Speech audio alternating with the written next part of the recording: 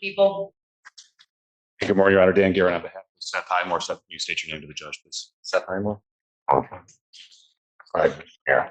Your Honor, we are here for a sentencing. I'll start first with there are no factual corrections in the information. I understand there's victim statements. Would Your Honor like to hear those first? Yes. Certainly. We'll have to see the council table if that's okay. Yes. All right. Your Honor, I believe we'll have 3 statements this morning. That's fine. All right. First will be victim's mother. How you doing, Your Honor? I'm doing well. Good morning. Can you state your name for me, please? I'm Gina Cornett, Jeremy's mother. All right. I'm Earl Cornett, father. All right. Very good. All right.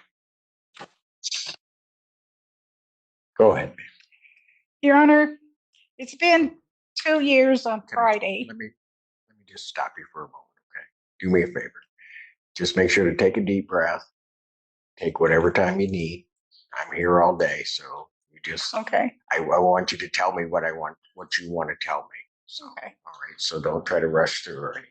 Go ahead. Well, like I was saying, Friday would be 2 years that our son was killed in a horrific car accident. And you can't even imagine the loss that has happened to us in our family. The void that has been put in our lives. We don't have our son with his kids to visit us every weekend. We miss him on the holidays, especially Easter, Thanksgiving, and Christmas. There's such a void. What has happened has impacted not only us, but our grandchildren. Jeremy's daughter, Aubrey, she's had to have counseling because of the horrific feelings that she's had to feel losing her dad. And Dominic kind of suppressed right now. And she has seen a psychiatrist, Aubrey has. And I like to say to Seth Highminer that he has to carry his cross for what has happened. I don't hate him. I forgive him. I forgive that. I can't even imagine. But I just forgive him, and I just hope that down deep in his heart he realizes the impact that he's done to this family. Our son didn't have a chance. He was just killed so fast and instantly. It just was horrible. And here's a picture of our son, Lord, Your Honor. My eyes were better. I would like everyone to see his face. He's a happy-go-lucky kid.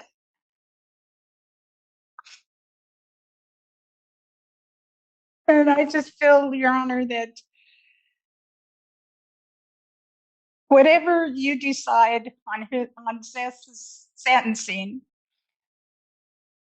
my feelings is that, I feel that he don't have to do whatever max time that he has, but I feel he should at least do 3 months in jail to think about what he done to us. And I think that that's fair enough because he needs time to think about this.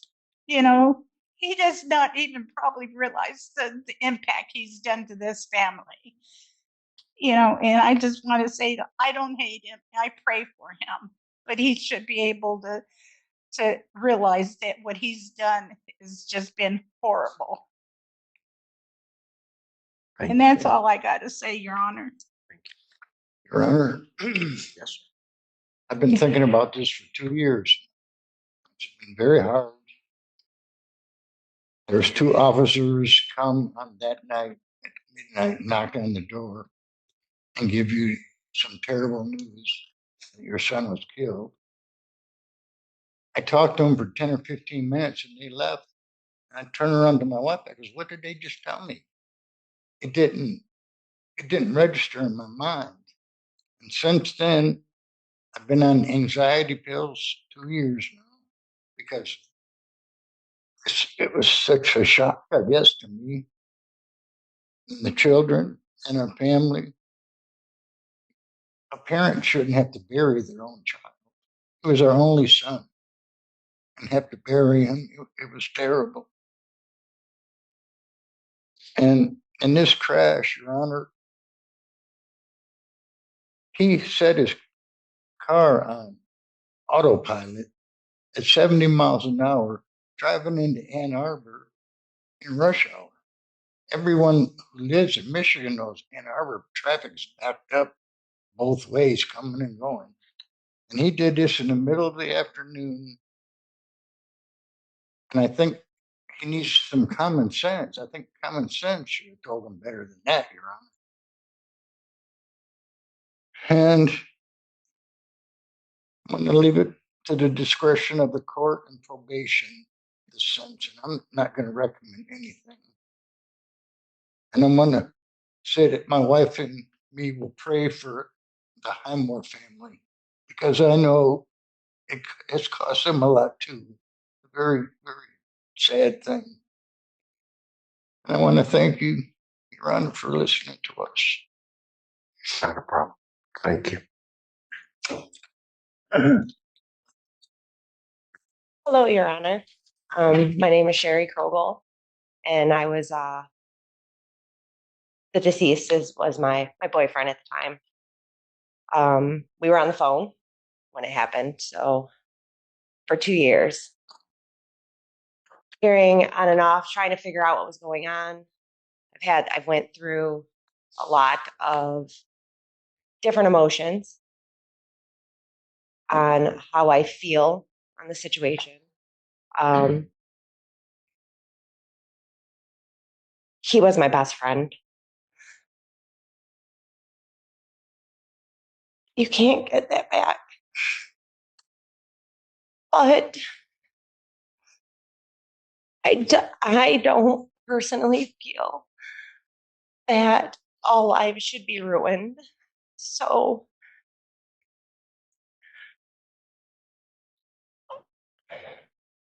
for me, what I think would be more beneficial, and I don't know if it would even be able to be a consideration, is that he was to have to take time out of his life to go to like a driver's ed or a school and talk about, just 1 second of not paying attention. Because if it could change one person's life for the better. That's what I think. I don't think more lives need to be ruined over an accident. That's it.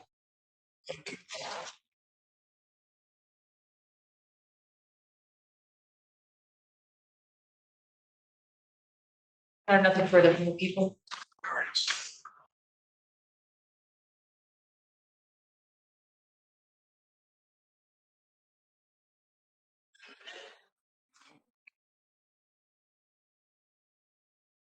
May I proceed, Your Honor?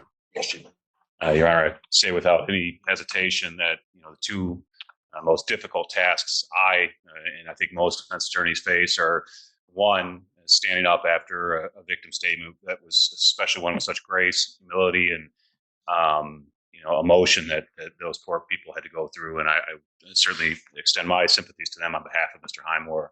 And secondly, is to try to make sense of these types of cases, these types of charges, which I think we all agree in the system are the most emotional, most difficult cases to sort out, because they are the only, or if not the only, one of the only offenses that bring accidental and negligent conduct into a criminal courtroom like today. But we're ready to deal with that, and I want to start with some cold and sterile requests, Your Honor. One, I think I mentioned, Your Honor, in chambers, I would ask Your Honor to either order restitution today with the condition that may be revisited if, in fact, that was contemplated in the civil lawsuit that was settled, or to reserve restitution for a short amount of time while I talk to the insurance attorney.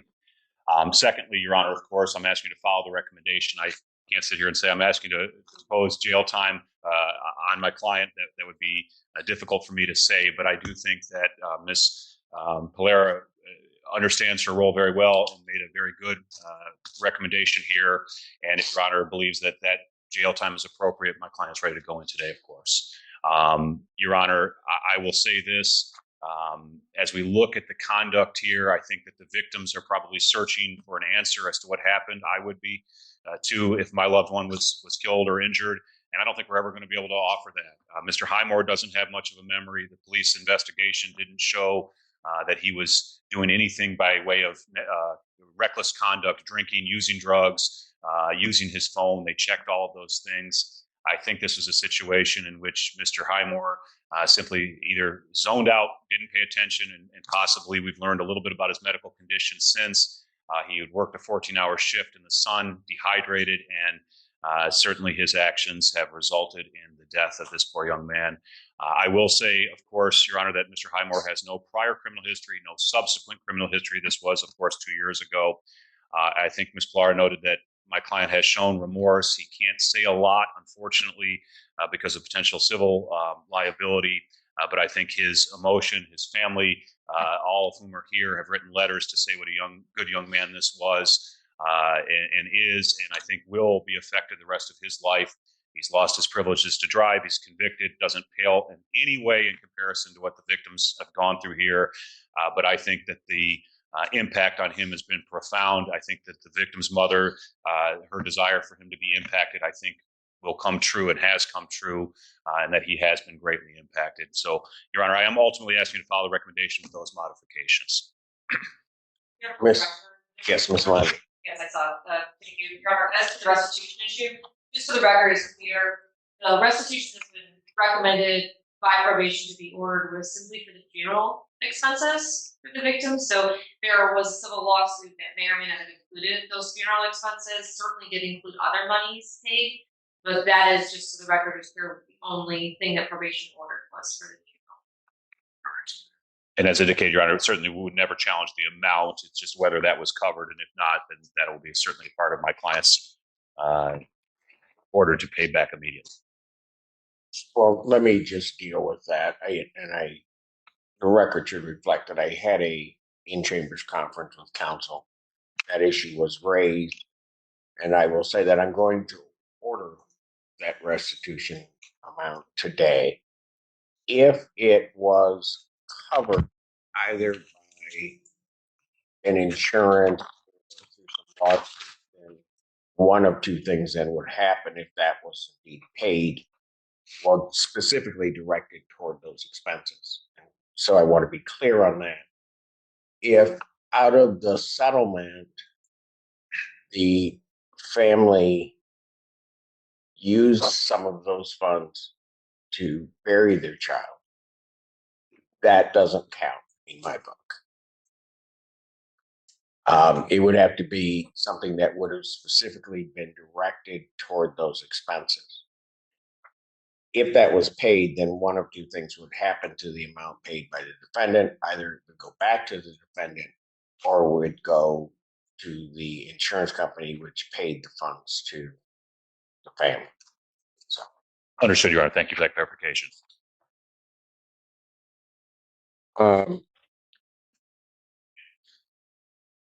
Let me just say at the outset, I think particularly to both families, all the years I've been on the bench, these types of cases, either in terms of adjudicating them or in terms of sentencing, are absolutely the worst. And they're the worst from my standpoint because in a lot of ways, sometimes you have sort of, I don't want to really call it good and evil, but you have somebody who is bad, and it's easy to then point the finger and to do something. But typically, and as I was going through the defense's letters that he sent in, and hearing about him, I would just indicate that, and then hearing about the deceased in this case, these aren't bad people, either side.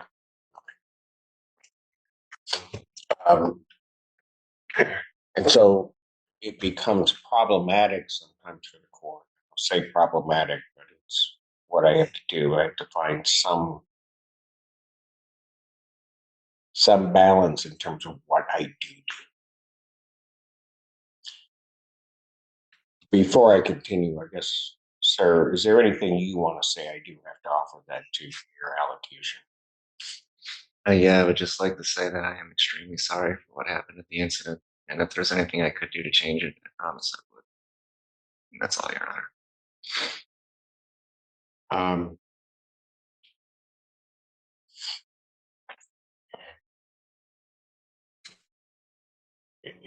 I will tell you, folks, I have been thinking about this since the time of the plea. Particularly last night, it was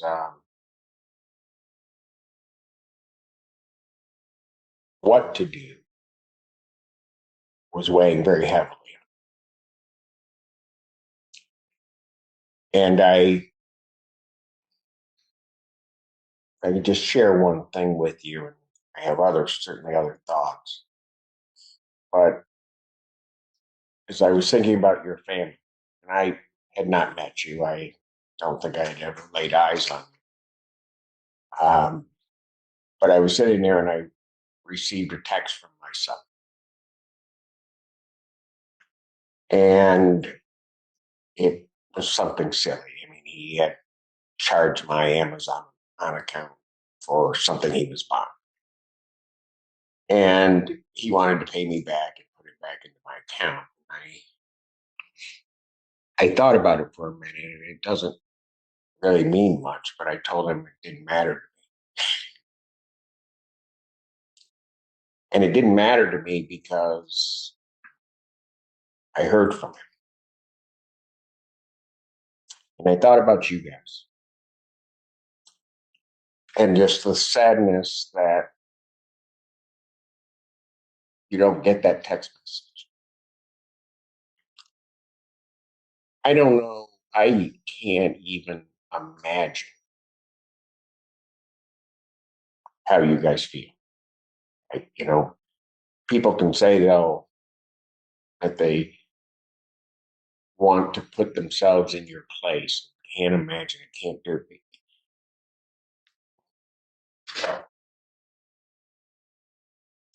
I don't think you can be there till you're there. And then you don't know. To listen to Dad say that there were two officers talking to him, and it's just not registered. I don't even know how you receive that kind of news.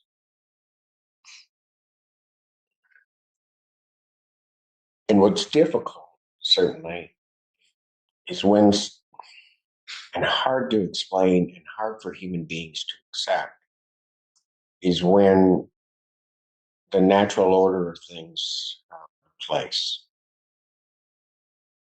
We're not supposed to bury our children.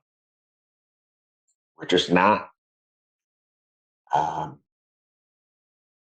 it really almost calls when something like that happens for you to try to kind of figure out the world. Like I said, I have never met you before, but ma'am,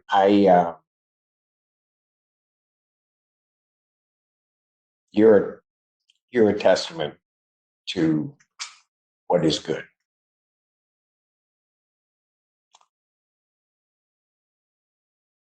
I don't know the strength and the courage it took.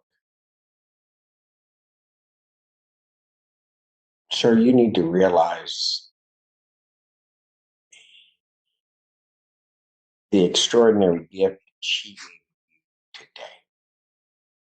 Because I don't know, I'd like to think of myself as a good person. But I don't know that I could get there, stand there, give a victim's impact statement where this had happened to my child and ever forgive you.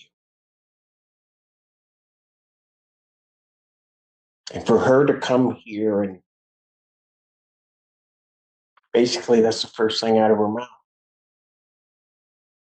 There's probably nothing greater than a mother's grace. Ma'am, I thank you for sharing that. Yeah. Certainly with me today. Every day I always expect that there's going to be a miracle. I never know what it's going to be.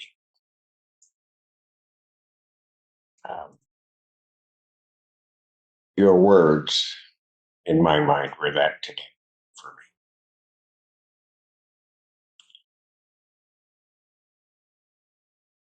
me. And to his girlfriend, I would just say, I can't imagine. And I wasn't aware of it till you said it that you were on the phone. Just trying to move on. And that's hard. And again, I don't. Sometimes life throws challenges at us that we never see coming. Moments like these remind us how important it is to stay focused, stay present, and value the things that truly matter. If you want more real courtroom stories and real-life drama, don't forget to subscribe. I don't know where, when that happens, you even begin. I respect all of you in terms of your courage to come forth and to give those statements that you gave. And for waiting all of this time as our system kind of worked itself through to even get to this day. I realize no matter what I do, with all the power and all the everything that comes with this robe, I can't do the thing that I would wish to do most. And that is to bring back your son and your best friend.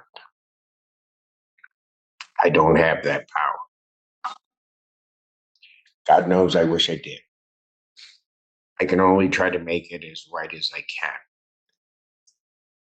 And sometimes people come to court and they don't think that they're listened to. I heard every word that each of you said. And I will tell you that even into this evening and certainly thereafter, your words, your grace will be with me. And I will hear it over and over. I don't think you guys realize it again. Like I'll say it again. I don't know you when you got up here, all three of you.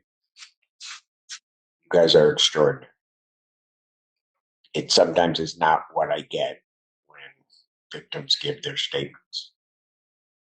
Dad, I'll tell you one thing that I did, so I'll just disclose it. You had numerous conversations with Miss Polera, my probation. And as I was going through that, I would always ask, and maybe I did this because I'm a dad myself. And I would always ask Miss Polera when I'd see her in the hallway or I'd see her wherever, how's Dad doing? She'd tell me that sometimes you were here, and then sometimes you were here, and then sometimes you were here. And all of that was normal. But I wanted to let you know that I was checking on you. Can't make it better, but Miss Polera was sending that information through to me all the time. And for all of you, what I do is I just wish you peace.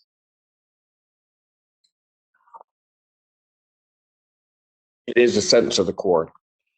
We're going to place you on 24 months probation.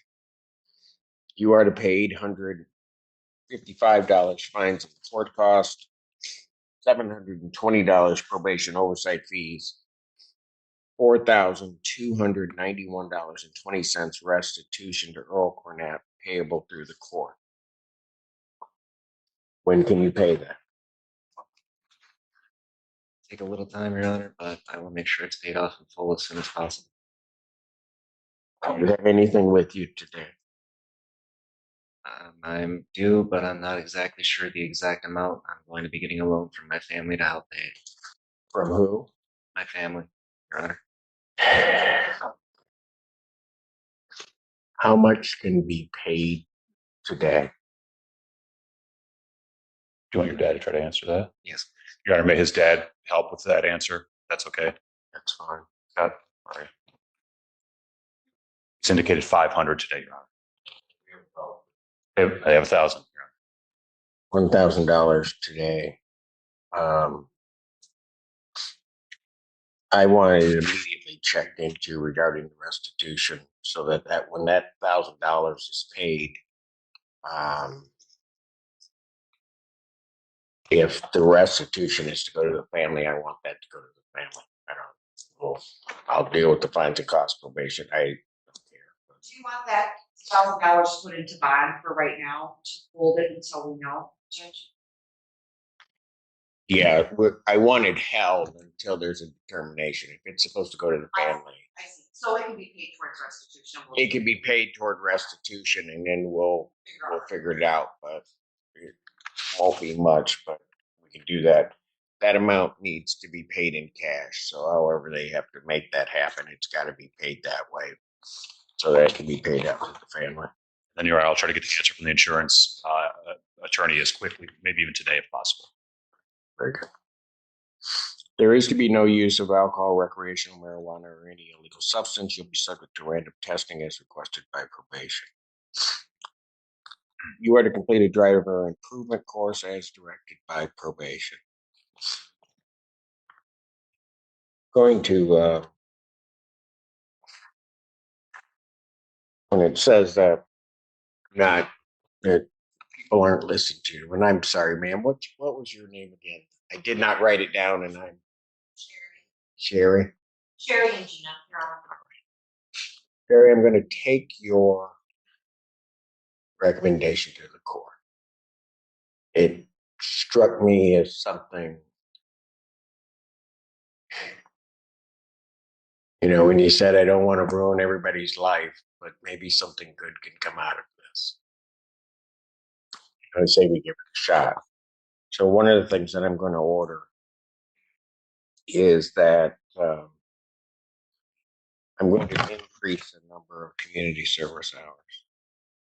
And I'm going to order 250 hours of community service, specifically with the extra 150 that I've added. I want that directed toward community service and talking to kids about how to operate a vehicle safely and to pay attention and what the consequences of not doing that can be.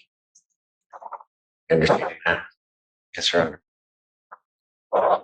Does that meet kind of what you were thinking of? I'm also going to order an added condition. I realize that his driving privileges in the state of Michigan are suspended, but I'm going to order no driving so that if he is caught driving in any respect whatsoever, that would be a violation of his probation as opposed to some sanction from the Secretary of State. Regard to jail, incarceration. The recommendation here is for the 45 days. When I walked out, I will tell you, certainly because I was going to listen to everybody, that I had not decided whether there was going to be any jail time, whether there was going to be the maximum amount of jail time. I think Mom's right. Whatever happened, because there's not really an explanation, which is probably also difficult. It might be, and if one were to hear, I wasn't paying attention and this would happen. Just something. But it's just absent. There's nothing. Over 365 days in jail, credit 4 days. I will indicate that defendant will be remanded to the Washington County Jail. I am changing the recommendation of probation. Defendant will serve 90 days. And during those 90 days, I hope you take the time to do with that woman that bestowed grace upon you today and forgiven you. That you do that. That you think about this. And that you think about This courtroom focused on the consequences of inattention and the very real human cost of negligence. Judge Simpson presided over the case of Seth, whose actions led to a fatal crash that took the life of a young man. The victim impact statements were emotional and powerful, revealing the depth of pain and grief the family will carry for the rest of their lives. Those moments made it clear that a single lapse in judgment can leave permanent damage far beyond the courtroom. Seth was sentenced to 90 days in jail, along with probation and community service centered on safe driving. The ruling reflected the seriousness of the loss while reinforcing the importance of accountability. This case is a sobering reminder that one moment of inattention can change lives forever. If you want to follow more real courtroom stories, learn from the decisions made, and understand the stakes behind these trials, make sure to like, comment, and subscribe. Turn on notifications so you never miss a video uncovering the human impact behind every case.